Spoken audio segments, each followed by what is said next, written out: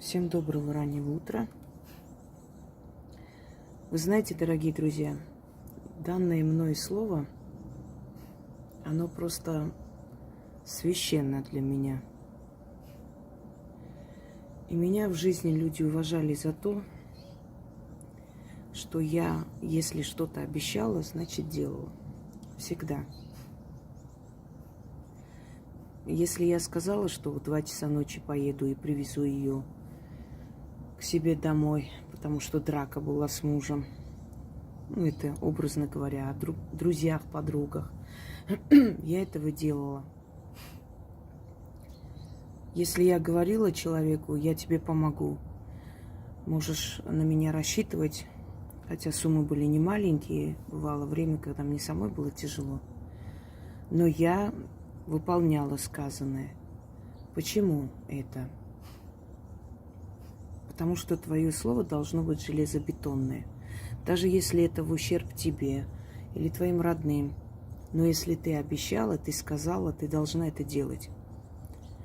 И потом в любом споре, в любом разговоре всегда будут на твоей стороне. Даже если ты этого не видела, не слышала, но ты знаешь, что это именно так, то есть ты уверена в этом, и у тебя нет доказательств это показать, тебе поверят. Потому что ты никогда не врала. Потому что когда ты говорила, ты это делала. Я к тому, что единственное слово, которое я все время нарушаю, это обещание лечь спать пораньше. Вот это я никогда не могла сдержать. Когда я говорю, да я сегодня лягу, ну честно, вот все сделаю, постараюсь лечь пораньше. Они машут рукой, понятно. Опять проснемся, а ты еще не спишь. Ну, извиняйте. Вот такая у меня жизнь. У меня очень много идей. Понимаете, как вам это объяснить? Есть люди просто необычные, но не такие, как все. И у них мозг кипит от того, сколько всего еще. Я не знаю, сколько мне жизни еще отведено, а вдруг я не успею. А вдруг я сегодня умру и не успею дать те ритуалы, которые я должна была, те беседы, лекции. Я вот просто... И эта болезнь не только у меня, поверьте мне. Этот постоянный недосып, это усталость, когда некоторые животные там начинают, ой, не накрашены. У меня на себя время очень мало. То есть я имею в виду, что если бы у меня было столько времени, сколько у этих сплетников, я бы, наверное, с ума сошла, ей-богу. Просто в голове пусто, времени полно, не знаешь, куда девать. Приходится гавкать на всех. Но я так понимаю, что у них именно вот эта болезнь. И это у многих. Помните, когда Менделеев лег спать с этими мыслями, мучаясь о веществах? Мы говорим таблица Менделеева. Я помню, у нас двоечник был в классе, Давид. И когда мы проходили таблицу Менделеева, он говорит, конечно, тоже мне великий ученый, лег спать, а ему вон готовую таблицу, и он прославился. Давиду так казалось. Хотя он парень очень хороший, как человек. Вообще двоечники, я хочу вам сказать, они, во-первых, были сильны в спорте, и они безобидные, они хорошие ребята. Мы когда говорим двоечники и так далее, нет. Наоборот, они очень чистые душой, и они не завидуют никому. Они сами пятерки не получали, и как бы им было пофигу, кто там получает. А я знаю очень много таких скотообразных отличников, которые просто по жизни были такие, и такие остались. Дело не в том, что я высмеиваю, просто хочу сказать, что Давиду казалось, что Менделеев лег спать, проснулся, а там готовая таблица, бери, не хочу. Он-то думал об этом, он же работал над этим годами. И в какой-то момент его мозг просто все уложил по полочкам. И он во сне, поскольку мозг человека, он работает непрерывно, постоянно, и он проснулся с этой мыслью, То есть лег спать с этой мыслью, и в голове мозг доработал то, что он за день не успел, и выдал ему полностью эту таблицу. Он вот вскочил, написал, и у меня, наверное, у меня просто по роду это идет. Слово порода – это вот по роду. У меня дядя, профессор, он создал кое-что, о чем вообще говорить не стоит, и не буду говорить. И он подарил это Армении, он не отдал другой стране. Я почему говорила, что мы могли победить в 2 счета? Это специально просто было организованное предательство. Потому что у нас было то, чего не было у других и нет. Так он создал это. И знаете, его друг рассказывал моей бабушке, однажды приехали к нам, что вы представляете, он во сне, он настолько напряженно думал об этом, об этих всех таблицах, это может мозг сломать. И он проснулся, он в полусонном состоянии, собственно, вот как бы вот между сном и явью, взял карандаш и начал на стене писать что-то. Я, говорит, понимаю, что он там в своих мыслях, я ему не мешаю, он все это написал и лег спать. Утром просыпается и такой крик: «Да ты что? Кто-то формулу эту нашел, представляешь, кто-то все-таки нашел формулу». Я ему говорю: так это ты нашел формулу, это ты написал. Люди, которые одержимы своей работой, своим трудом, почему они более других воспринимают болезненно? Понимаете, дорогие друзья, те, которые говорят: ой, не обращайте внимания, или что это за скандалы постоянно о том, что вот касаются ваших работ? Да зачем вы это говорите? Вообще работайте себе и не обращайте внимания. Это люди, которые никогда ничего не создавали. Когда ты создаешь что-то, это твое дитя. И когда кто-то обнуляет это, тем более пытается оболгать, такие люди очень чувствительно к этому относятся, потому что они не выносят несправедливости. То есть это неправда, это нигде не взято, это результат твоих мучительных трудов. И когда какая-нибудь тварь говорит, что ой, это все украдено, это все взято, конечно, не показывая, откуда, у кого и чего. Вот там тоже, вот смотрите, вот здесь женщина свечи поставила, то есть где свечи поставились, значит, я там свечи же одинаковые, у меня свечи, и там свечи, значит, там взято. Понимаете? Прекрасно понимаю, что это не так, обнуляя твою работу. Это очень обидно, потому что это результат мучительных трудов. Вы не представляете, как я иногда себя просто плохо чувствую днем, потому что всю ночь снимала. Ведь это не только слова, это ритуал. Это сильные работы, то есть сильные слова. Человек один ритуал проводит для себя, ему весь день дурно. Он ходит, вот особенно чистки. А здесь я дарю несколько, сразу снимаю. И вы представьте, с этими энергиями взаимодействовать. Кроме всего прочего, что я работаю с людьми, ведь результаты с воздуха не падают. Результаты нужно создавать, приближать. И понятное дело, что это настолько напряжение сильное, что у тебя мозг просто не отдыхает. Я вообще не отдыхаю. Я не знаю, что такое отдых. Я в своей жизни не знаю, что такое отдых. Сколько себя помню, 3-4 смены. Вот в школе там 3 смены, огромная школа, центр, то есть районный центр, и со всех сел дети приезжали туда автобусами, и было 3 смены. Вот все 3 смены я работала. У нас директор говорила: тебя бросаем в пучину, и ты выплываешь. Понимаете, это вызывало зависть, ненависть. Потому что они все время: ой, да мы устаем, у нас нет, у нас вот это. А я вот как это, кобыла. Мне иногда говорят: вот у вас армянская работоспособность. Нет, друзья мои, у меня армянский ум. Работоспособность у меня русская. Я вам скажу честно, армянки, они очень изнеженные женщины. Они привыкшие, что отец содержит, муж содержит. Я не типичная армянка, я не похожа на других армянок. Я всю жизнь сама на себя надеялась.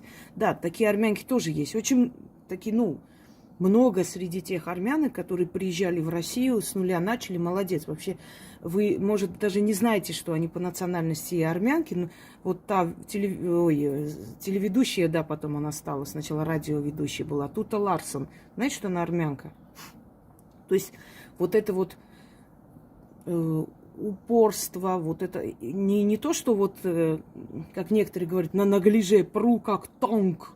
Вот как танк иду, понимаете, как танк, не надо идти. Танки это турные бабы, которые правы, не правы, а все равно на свое, вот, гнут свою линию грязную и все. Нет. Работоспособность, талант, не мешать другим жить, а просто свое создавать. Талант, ум, у меня армянский, армянское мышление, армянская хитрость. Потому что хитрыми могут быть только умные люди. Вообще на армянском языке хитрость означает хоряманкутюн, что означает глубокомыслие. Глубоко мыслить может только умный человек. Дурак не может быть хитрым, понимаете? Хитроумие это означает, это не то, что там, как, я даже не знаю, как лиса, а это просто думать, смотреть далеко вперед, да, рассчитать свои шаги. А работоспособность русских женщин, потому что почему они ценятся в мире? Они весь день могут работать, с утра пораньше встать, там испечь пироги, всех накормить, все сделать, все убрать, одеться, накраситься, выйти, как будто бы смотришь на них, такое ощущение, что они просто из ресторанов, баров не вылазят и весь день на массаже и в салонах. А на самом деле это не так. Они могут в земле копаться, дом строить. Но они находят время выглядеть женственно, красиво. Вот такие женщины в цене. Поэтому все иностранцы обожают русских женщин, потому что они, с одной стороны, сексуальные, с другой стороны, рабочая сила. Понимаете? Прям рабочая сила. Я еще помню, когда у нас соседка была, и я удивлялась, как эта женщина все успевает. У нее коровы, козы, я не знаю. Весь дом на ней, там еще садилась, ездила куда-то ранним утром, в 4 утра куда-то поехала, что-то привезла. Весь день. Нормально жили, и ни разу они не жалуются. Ну, тех женщин, которых я знаю. Они никогда не говорят: ой, я устал, у меня силы. Мужики плачут сутками. Ой, не могу, ой, ноги, ой, глаза, не знаю, что. Так что, да, от каждого что-нибудь взяла. Так вот, просто говорят, когда о кавказских женщинах, конечно, есть и действительно такие женщины, боевые, сильные женщины, которые все на себя тянут, говорят.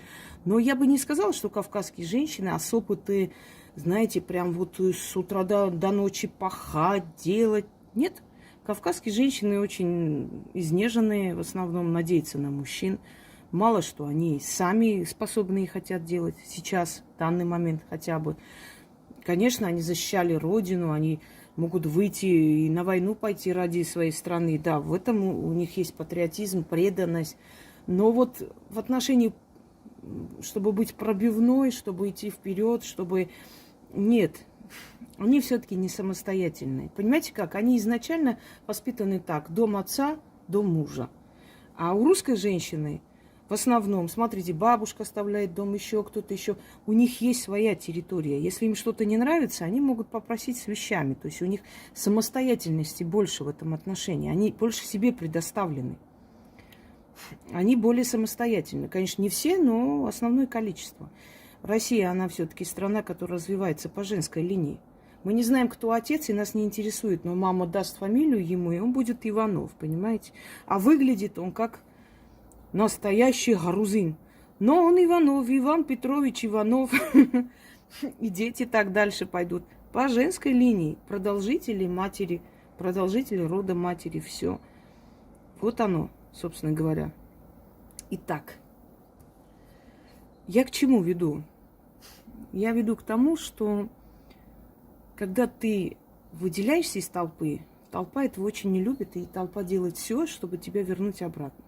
И когда люди вас преследуют, заметьте, самые грязные, самые болючие слова такие. Ты себя ничего не представляешь. Ты думаешь, что ты такая особенная, на самом деле ты никто. Ты в иллюзиях летаешь, думаешь, что ты там чего-то добилась, ты никто. Особенно меня порадовала моя картавая бывшая подруга, которая сказала: на землю спускайся, Инга, на землю спускайся, Инга.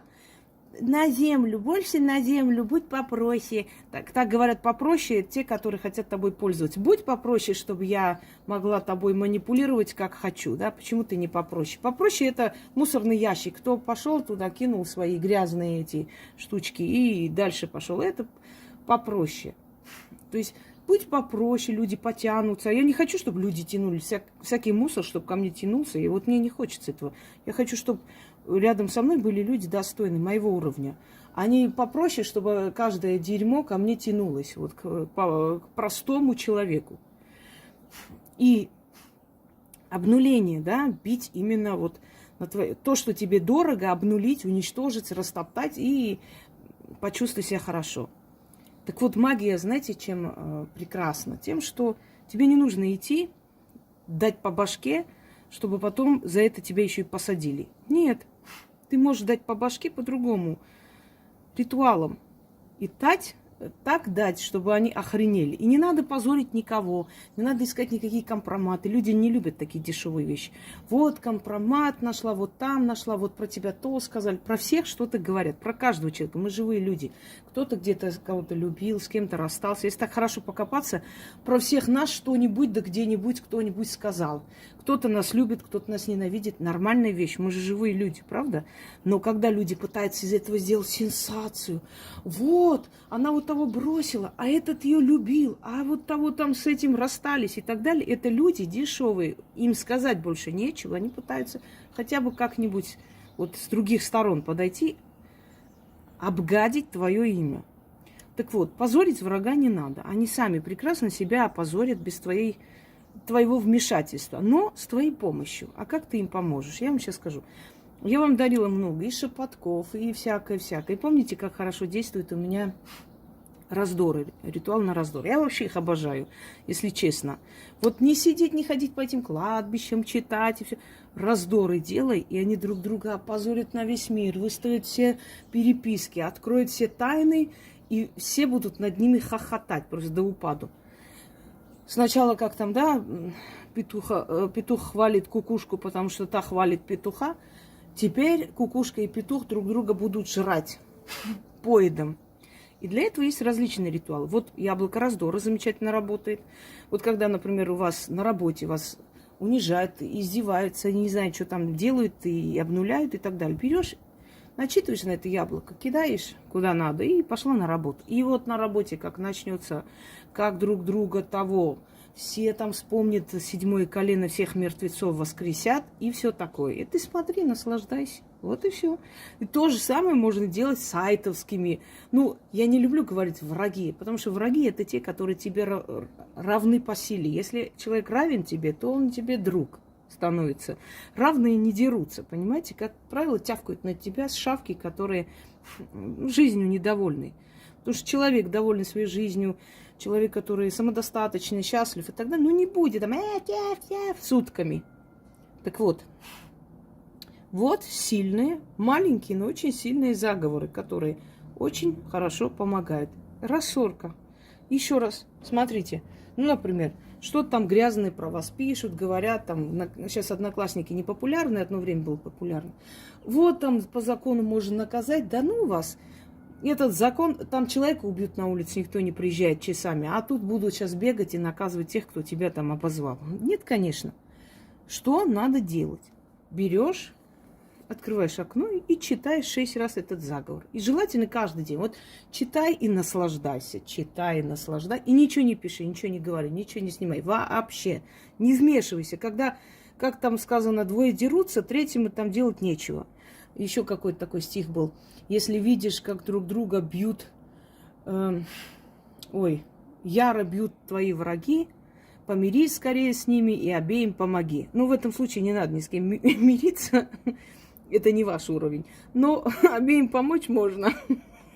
Так, пинка иногда дать, повернуться в этой стороне, так раз дать, как у меня Пуся делает, отмечая все кусты. Раз отметил, побежал с другой стороны. На всякий случай.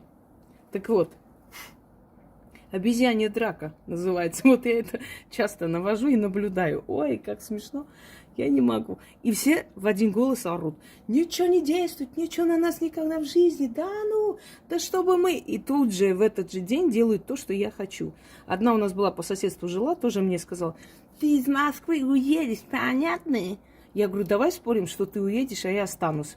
А сейчас как шавка бегает по этим форумам, где что скажут, свои 5 копеек вставляет. 10 лет она, 10 лет прошло, и человек везде орет, что я такая досякая, она богатая, счастливая женщина, все такое. Видно, ты настолько счастливая, что 10 лет ходишь за мной. Как там, да, я 3 часа за вами бегал, чтобы сказать, что вы мне неинтересны. Так вот. Ей тоже я сказала пару слов. Я говорю, ты не только из Москвы уедешь, ты отсюда уедешь, ты вообще уедешь отсюда. Да ну да, я начитала. И тот же вечер крики, ее начали об стену бить. В общем, это писец был, конечно, полный. На следующий день выхожу, мусор выкину, смотрю, тащит свои чемоданы. Я, конечно, не стала так насмехаться. Ну, не люблю, я не такой человек. Если я добила, уже все, мне это неинтересно, я не глумлюсь. Но все же я подумала, ну и как тебе? Кого-то там собралась куда отправлять. Так вот сейчас то же самое. Читаю, наслаждаюсь.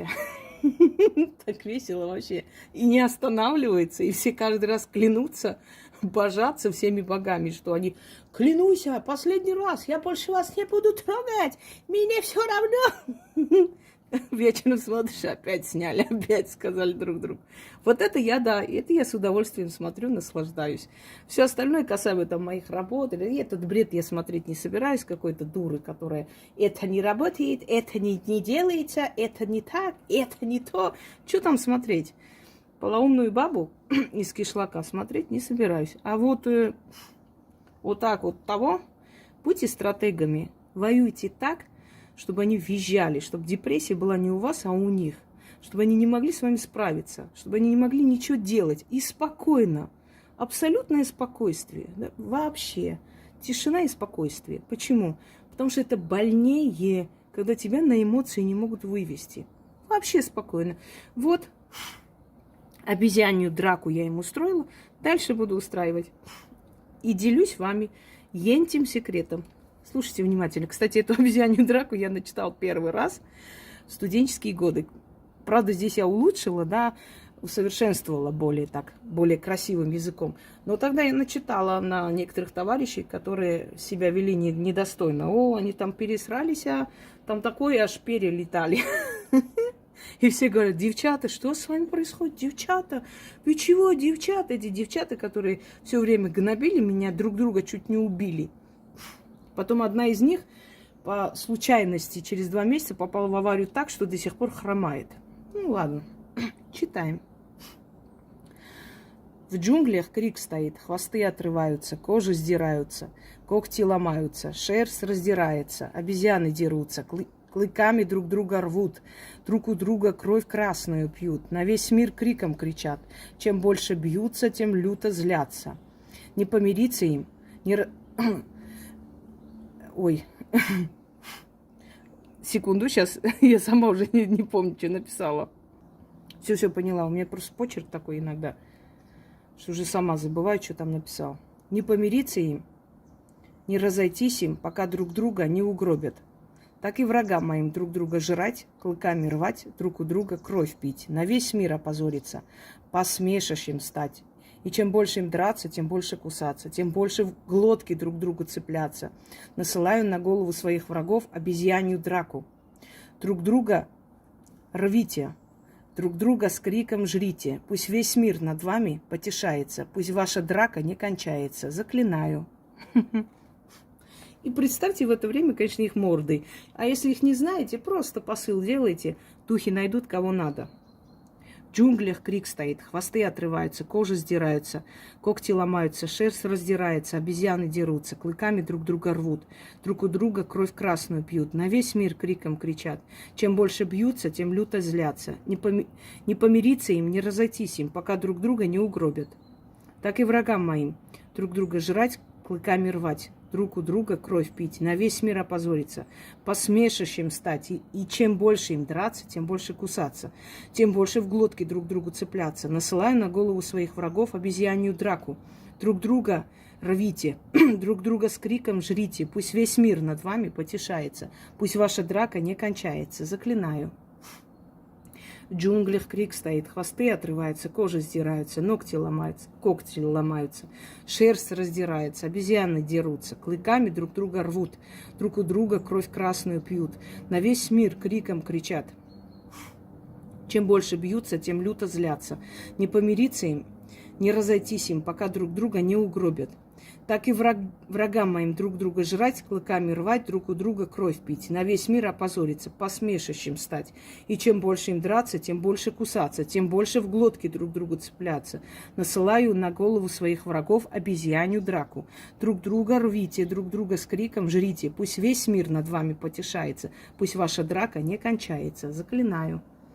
И чем больше вы будете читать, поверьте мне, никто их не помирит, никогда ничего не произойдет. Абсолютно ничего. И как только захотят их помирить, там, закончить, остановить это все, тут же читайте. Знаете, что вы сильнее, чем эти обстоятельства. Во 100 крат. И пусть не лезут, суки. Просто так не портят вам кровь. Всем удачи!